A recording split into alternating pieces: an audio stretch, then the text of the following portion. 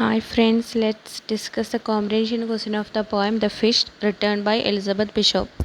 How did the poet hold the fish she caught? The poet held the fish half out of water beside the boat with a hook tightly in a corner of its mouth.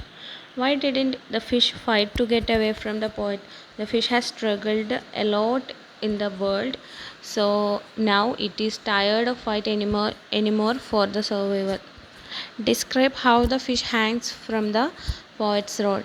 The fish hung from the rod with a grunting weight.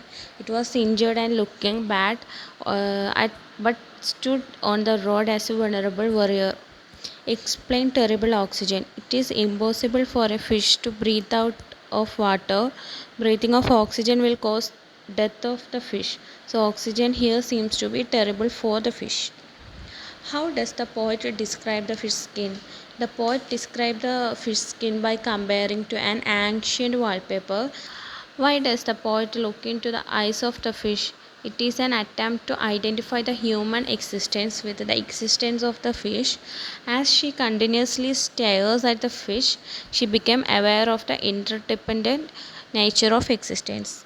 How does the poet admire the fish and why?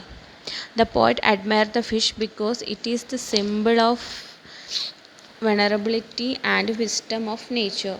It has endured so long under dangerous conditions and survived all the problems. Name the thing that hangs from lips of the fish. The thing that hangs from the fish of the lip is five broken off pieces of fishing line and a wire ladder with big hooks.